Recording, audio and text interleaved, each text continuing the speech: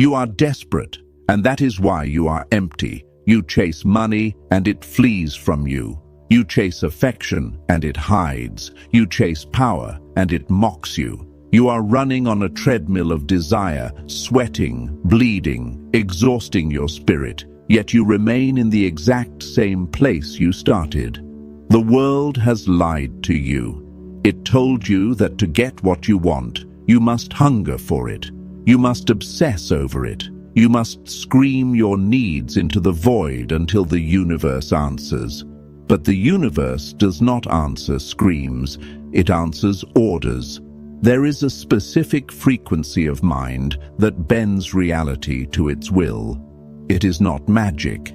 It is not manifestation in the cheap, modern sense. It is an ancient, ruthless psychological architecture used by emperors to rule the known world and by slaves to break their chains. It is Stoicism, but not the watered-down, passive Stoicism you see on Instagram quotes. I am speaking of the weaponized philosophy of Marcus Aurelius, Seneca, and Epictetus, the kind that does not just endure pain, but devours it. If you want to get everything you want in life, you must stop acting like a beggar and start thinking like an emperor. You must invert the dynamic of desire. Most people are slaves to their wants. By the end of this video, you will be the master of them. I am going to give you the 7 Stoic rules that strip away the desperation that repels success. But be warned, this requires you to kill the part of yourself that loves to play the victim. If you are ready to stop chasing and start commanding, listen closely. Rule 1. The optical stripping, objective representation. Marcus Aurelius ruled the greatest empire on earth. He had access to every pleasure, every vice, every luxury known to man. He could have drowned in excess. Yet, he remained the most disciplined man in Rome. How? He used a psychological technique called objective representation. When he looked at the purple robes of royalty, the ultimate symbol of status that men killed for, he didn't see power. He told himself, "This is just sheep's wool dyed with the blood of shellfish." When he looked at a gourmet feast, he didn't see a culinary masterpiece. He said, "This is the dead body of a pig. This is the carcass of a bird." When he looked at sex, he stripped away the romance and the lust and described it as mere friction of the members and a spasmodic discharge. He was not being a pessimist. He was dehypnotizing himself. You are under a spell. You look at a sports car and you don't see metal and rubber. You see status. You see happiness. You look at a specific person and you don't see a human being with flaws and insecurities. You see salvation. You see perfection. This is why you don't get what you want. You have placed the object of your desire on a pedestal so high that you cannot reach it. You have glamorized it until it terrifies you. When you glamorize something, you give it power over you. You become the subordinate, and power never flows to the subordinate. To get what you want, you must first crush the glamour. You must strip the object of its social coating. Do you want money? Stop looking at it as freedom or success. It is printed paper and digits on a screen. It is a tool, nothing more.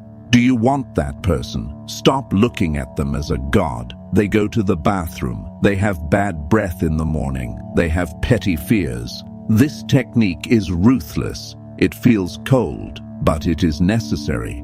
By stripping away the false value society has painted on these things, you regain your center. You stop vibrating with the frequency of, "I need this." You shift into the frequency of, "I see this for what it is." And here is the dark paradox. The moment you stop treating something as a god, it becomes attainable. The person who idolizes the deal blows the negotiation. They are too eager. They smile too much. They agree too quickly. The person who sees the deal as merely a logistical exchange of resources holds the frame. They are willing to walk away. And because they are willing to walk away, the world chases them. Practice the optical stripping today. Look at the thing you think you cannot live without. Describe it in the most boring biological, physical terms possible. Break it down into its raw materials. Kill the romance. Kill the hype. When you see reality naked, you stop fearing it. And when you stop fearing it, you can finally conquer it. Rule 2. The Archer's Paradox. Internalizing the goal. There is a concept in Stoicism that explains why you are anxious, why you are stressed, and why you fail when the pressure is on. The Stoic Archer. Imagine an archer standing on a battlefield. He has his bow. He has his arrow. He pulls back the string. He aims. He accounts for the wind. He checks his stance. He releases. Once that arrow leaves the string, is it in his control? No. A gust of wind could knock it off course. The enemy could move. The arrow could shatter. If the archer's happiness, if his self-worth depends on the arrow hitting the target, he is a slave to the wind. He is a slave to the enemy. He will be shaking with anxiety before he even shoots, because he is trying to control the uncontrollable. But if the archer's goal is not to hit the target, but to shoot the best possible shot, he is untouchable. This is the dichotomy of control. You are miserable because you have attached your identity to outcomes. I want the promotion. I want them to say yes. I want the video to go viral. None of those things are in your control.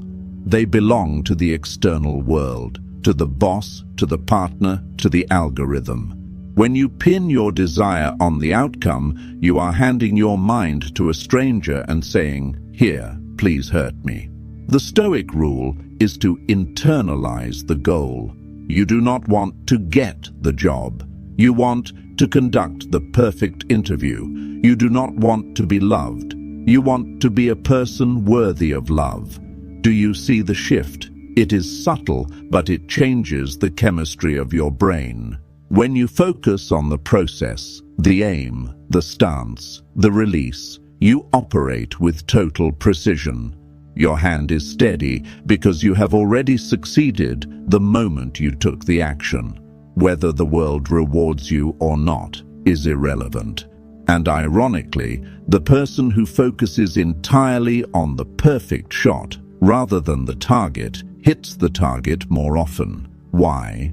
Because they are not distracted by the fear of missing. The world smells desperation.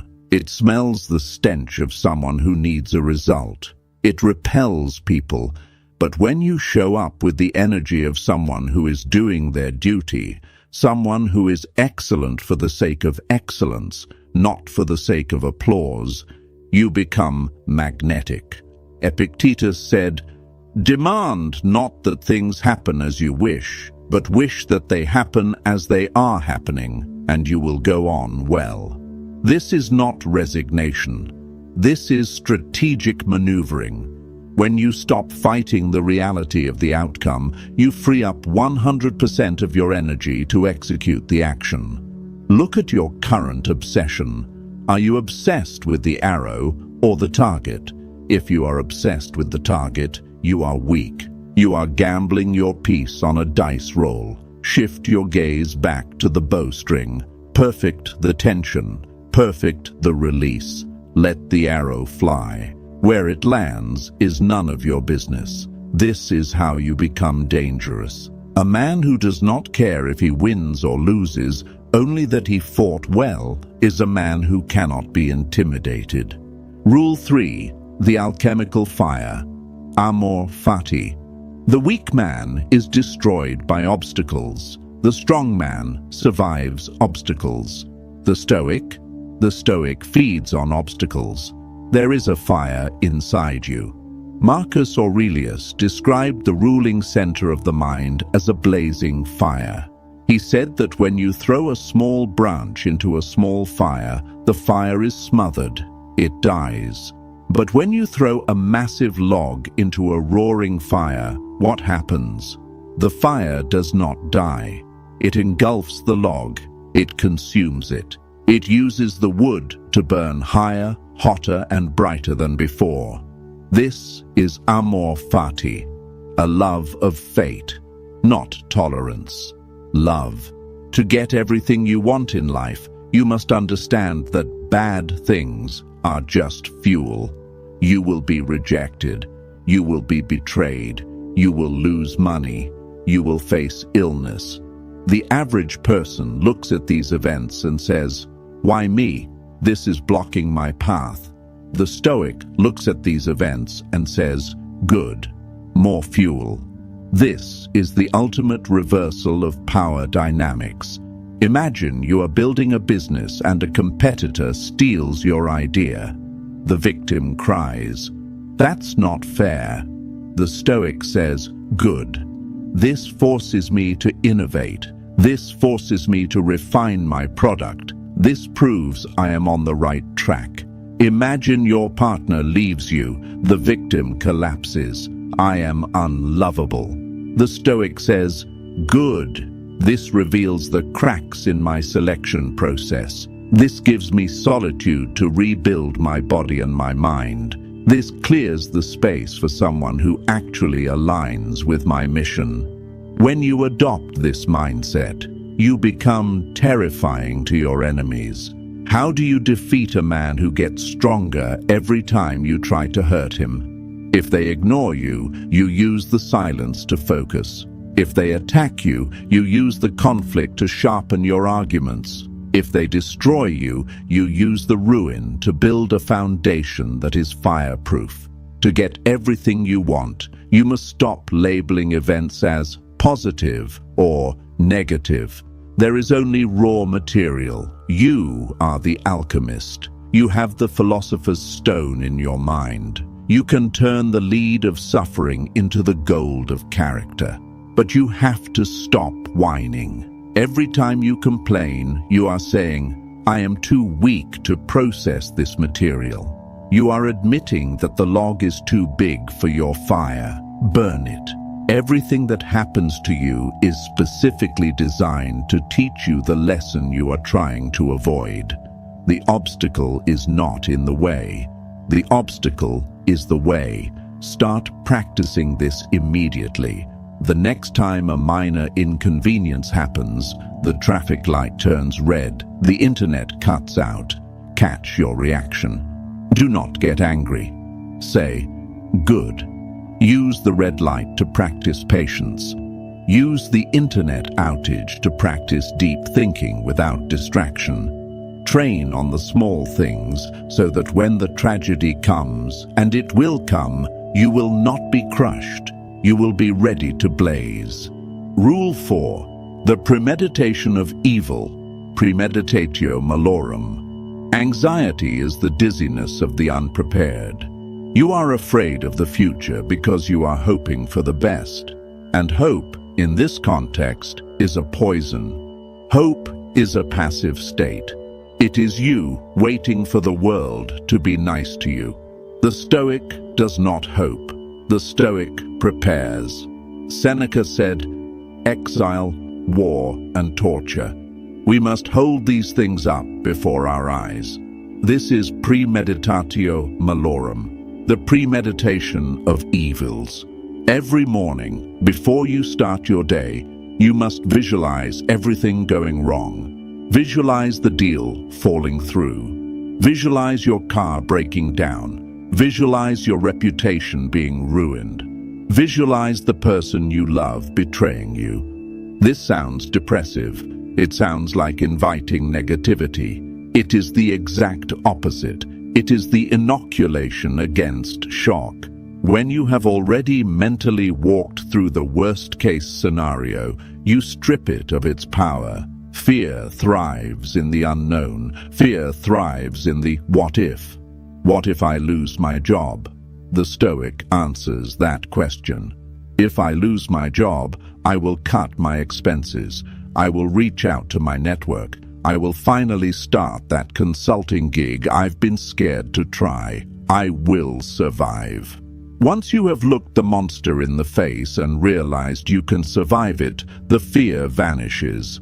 And when the fear vanishes, you can act with a level of boldness that paralyzed people cannot understand.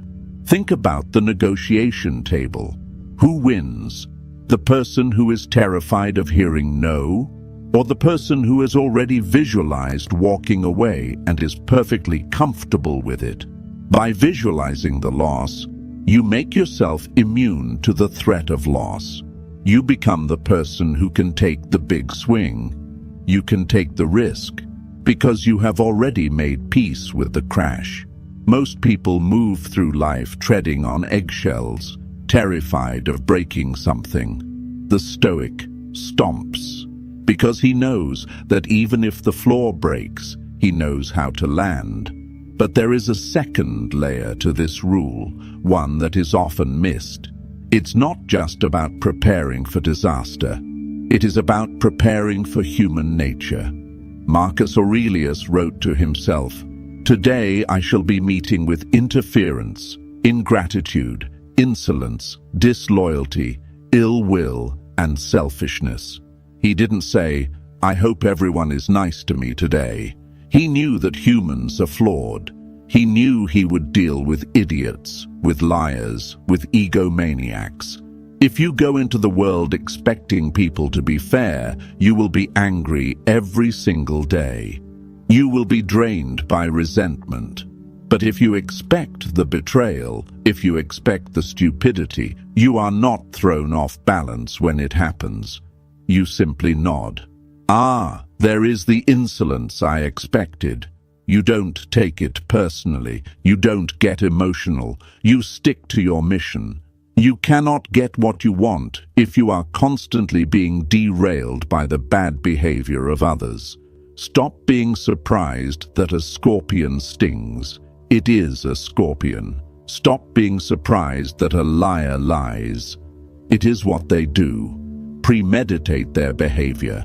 Disarm them with your foresight. When you are no longer shocked by the darkness of the world, you can navigate it with your eyes open. Rule 5. The discipline of time. Memento mori.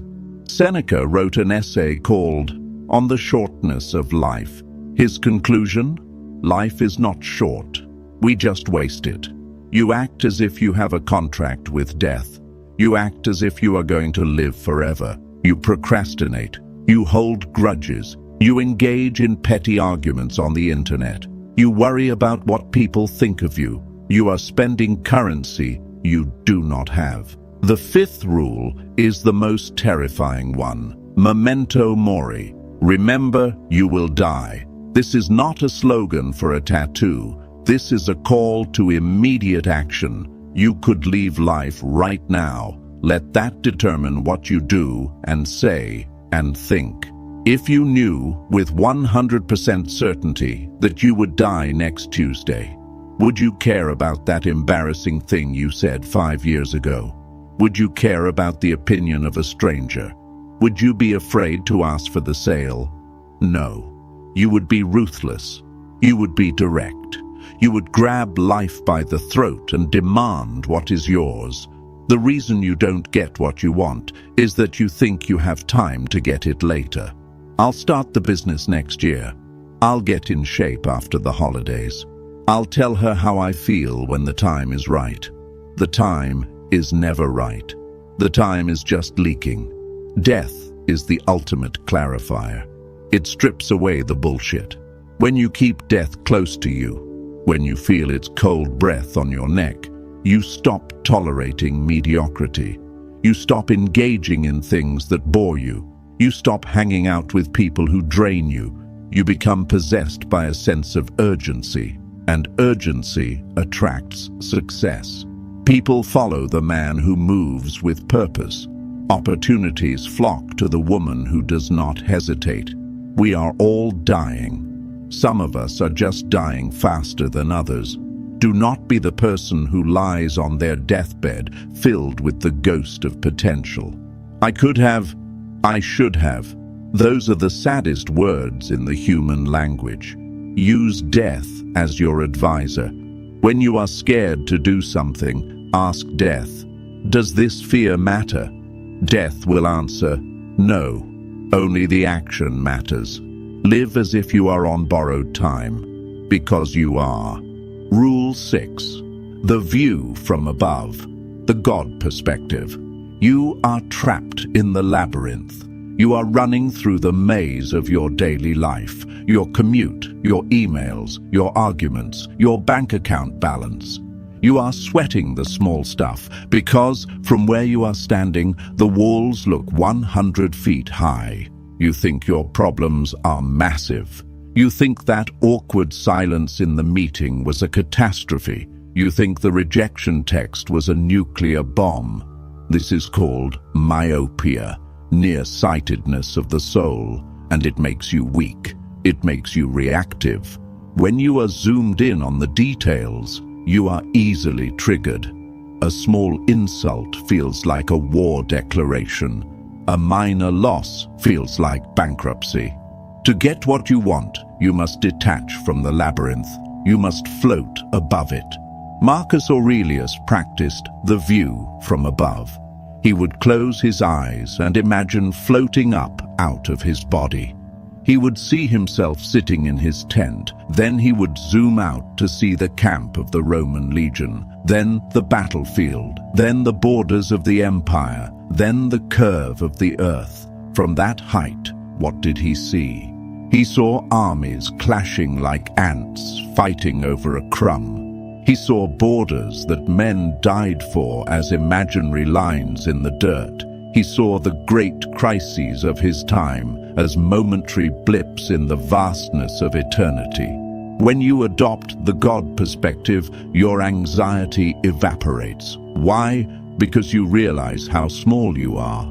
This sounds like it should hurt your ego. It does. And that is the point. Your ego is the source of your suffering. Your ego is the thing that screams, I am important, my pain is special. It isn't. You are a speck of dust on a rock spinning through an infinite void. Your life is a flash of lightning in the dark.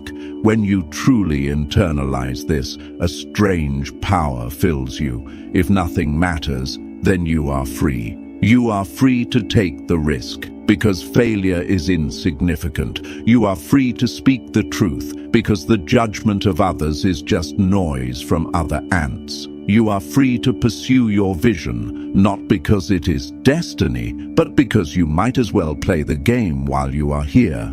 This is the ultimate status signal. Have you ever met a truly powerful person? A CEO, a general, a master? They are calm. They are detached. They don't get flustered when the waiter spills the wine. They don't panic when the stock market dips. Why? Because they have a wider perspective. They see the decade, not the day. When you operate with the view from above, you become the most grounded person in the room. People are attracted to stability. In a world of hysterical, anxious, short-sighted people, the man who sees the horizon is king. When you are negotiating, do not look at the deal as life or death.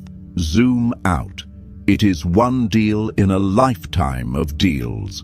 When you are fighting with your partner, do not look at the argument as the end. Zoom out. It is a moment of friction in a long arc of connection. This perspective gives you leverage. The person who needs the outcome the least always controls the negotiation, and the person with the widest view never needs the outcome because they see 1,000 other paths. Practice this daily. When you feel the tightness in your chest, the sign that you are trapped in the labyrinth, close your eyes. Fly up. Look down at yourself. Look at your city. Look at the continent. See your problem for what it is, a grain of sand, and then crush it. Rule 7. The inner citadel, the fortress of the mind. We have arrived at the final rule, the one that protects all others. You believe that you are safe in your house.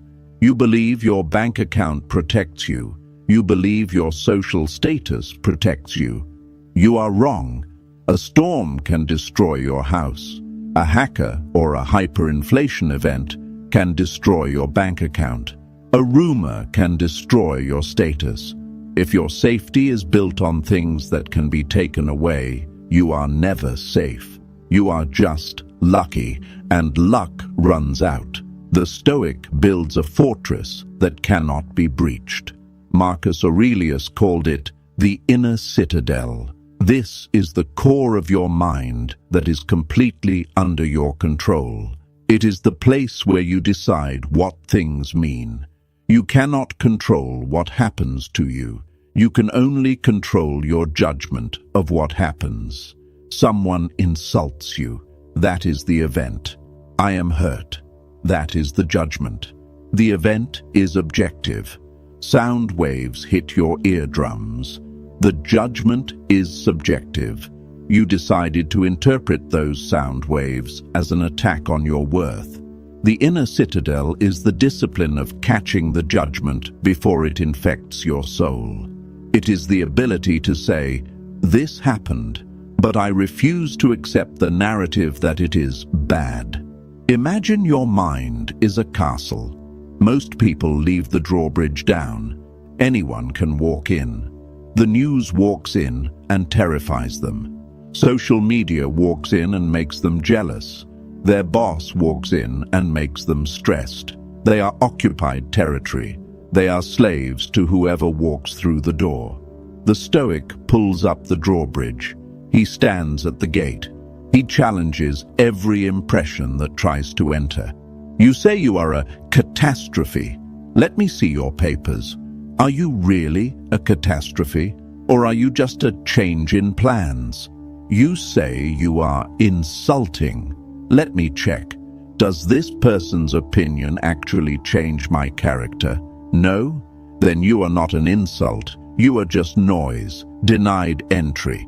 When you build the inner citadel, you become invincible, not because you cannot be hit, but because you cannot be hurt. You can be thrown in prison, like Boethius or Stockdale, and remain free inside your own head. You can be stripped of your wealth, like Seneca, and remain rich in spirit. You can be surrounded by chaos and remain at peace. How does this help you get what you want? It makes you unstoppable. Most people stop when they get hurt. They stop when they get discouraged. They stop when the world gets mean. If you have an inner citadel, you do not stop. You keep moving forward because the external resistance cannot touch your internal drive. You become a force of nature. People can sense this too. They can sense when someone has a strong frame. It is intimidating. It is alluring. They know that they cannot manipulate you. They know they cannot guilt trip you. They know they cannot buy you. And because they cannot control you, they will try to align with you. Power respects power. When you have the inner citadel, you do not need the world to validate you. You validate yourself. And the moment you stop needing the world's validation is the moment the world starts giving it to you in buckets. It is the ultimate irony of the Stoic path. By proving you don't need it, you prove you are worthy of it. You have the 7 rules, the optical stripping. See things as they are, not as they are painted. The archer's paradox. Focus on the shot, not the target. The alchemical fire. Use obstacles as fuel. The premeditation of evil. Visualize the worst to kill the fear. The discipline of time. Use death to create urgency. The view from above. Zoom out to destroy anxiety. The inner citadel. guard your mind like a fortress. But knowing them is nothing. Philosophy is not a library, it is a gymnasium. You do not know Stoicism until you have used it when your hand is shaking. You do not know it until you have used it when you are crying on the bathroom floor. It is a muscle, and right now your muscle is atrophied. You have spent years training yourself to be weak, to be reactive, to be a victim. You have to undo that training. It will be painful. When you first try to strip the glamour from your desires, you will feel empty. You will think, if I don't obsess over this, do I even want it? Yes, you will want it purely. You will want it without the sickness of attachment. When you first try to visualize the worst-case scenario, you will feel panic. You will want to look away. Don't. Look at the monster until it becomes a pet. This is the path of the outlier. Most people want the shortcut. They want the secret hack to manifest millions without doing the work.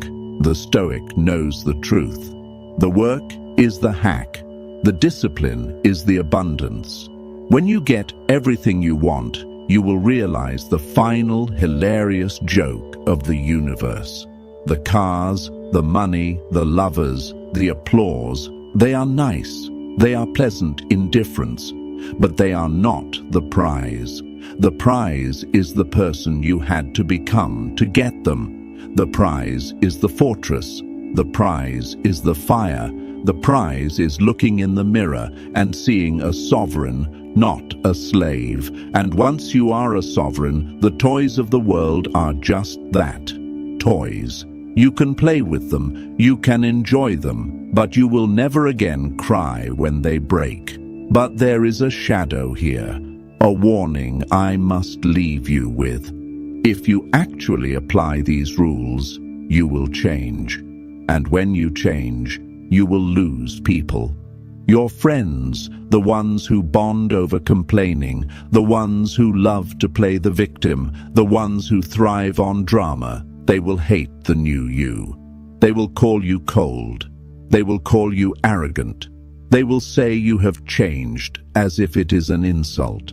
They will try to pull you back into the mud, because your stability highlights their instability. Your discipline highlights their weakness. You will be lonely for a while. The air is thin at the top of the mountain. It is cold, but the view is worth it. You have to decide today.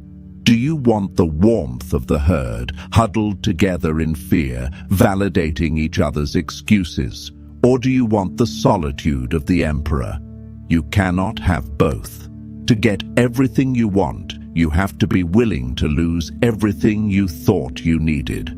Are you ready to pay that price? Most aren't. But if you are still listening, if you are still here in the silence of this video, perhaps you are different. Perhaps you are ready to stop bleeding and start building. The empire of the mind is waiting. The gates are open. Walk through. If this opened your eyes, understand this is only what I can show publicly. There are videos I cannot upload for everyone. There are aspects of dark psychology that I simply cannot discuss publicly on YouTube without being censored or demonetized. The algorithm suppresses the most powerful information. Those exist behind the join button. If you're still here, you're not like the others. Subscribe if you haven't. But if you want what's hidden, click the join button and step into the architect level. You will unlock exclusive, uncensored videos that dive into the deepest parts of the human psyche. Most won't. That's the point. See you on the inside.